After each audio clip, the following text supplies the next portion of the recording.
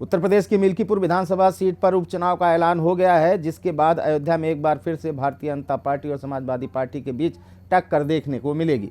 मिल्कीपुर चुनाव को सपा बीजेपी के बीच अयोध्या की नई जंग के तौर पर भी देखा जा रहा है। भाजपा हर हाल में यह चुनाव जीतकर लोकसभा चुनाव में मिली हार का बदला चुकाना चाहती है, वहीं सपा भी पीछे नहीं है। मिल्कीपुर सीट पर दिल्ली विधानसभा चुनाव के साथ 5 फरवरी को वोटिंग होगी और 8 फरवरी को चुनाव के नतीजे आ जाएंगे। सपा अध्यक्ष अखिलेश यादव ने इस सीट से सांसद अवधेश प्रसाद के बेटे अजीत प्रसाद को उम्मीदवार बनाया है। बीजेपी भले ही अभी अपने प्रत्याशी को लेकर फैसला नहीं कर पाई हो, लेकिन भाजपा चुनाव के ऐलान से पहले ही तैयारी में जुट चुकी थी। हाल में 9 सीटों पर हुए उपचुनाव के बाद बीजेपी का जोश हाई है। मिल्कीपुर सीट बीजेपी के लिए प्रतिष्ठा का सवाल भी बनी हुई है।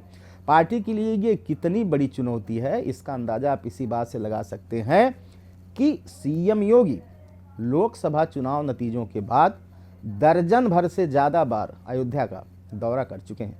बीते 15 दिनों में ही 3 बार योगी जी अयोध्या जा चुके हैं। बीते शनिवार को भी सीएम योगी ने पार्टी पदाधिकारियों के साथ बैठक की थी, जिसमें उन्होंने आगे की रणनीति को लेकर चर्चा की और स्थानीय लोगों से भी चर्चा की थी। भाजपा ने मिल्कीपुर चुनाव को जीतने के लिए प्रदेश के 6 मंत्रियों को मैदान में उतार दिया है। पार्टी की ओर से मंत्री सूर्य प्रताप शाही, स्वतंत्र देव सिंह, जेपीएस राठौर, दयाशंकर मिश्रा दयालु, मयंकेश्वर शरण सिंह और सतीश शर्मा को चुनाव में जीत की जिम्मेदारी दी गई है। माना जा रहा है कि चुनाव के ऐलान के बाद सीएम योगी 2 से 3 जनसभाएं भी कर सकते हैं। वहीं डिप्टी सीएम ब्रजेश पाठक और केशव प्रसाद मौर्य भी इस सीट पर चुनाव प्रबंधन देखेंगे और दौरा करते रहेंगे।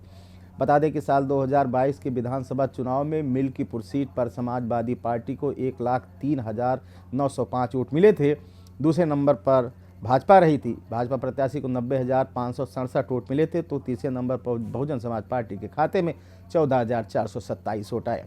सपा ने यहां 13,338 वोटों से जीत दर्ज की थी। देखना दिलचस्प होगा कि क्या भाजपा इस सीट पर भगवा लहराकर अयोध्या की हार का बदला ले पाएगी।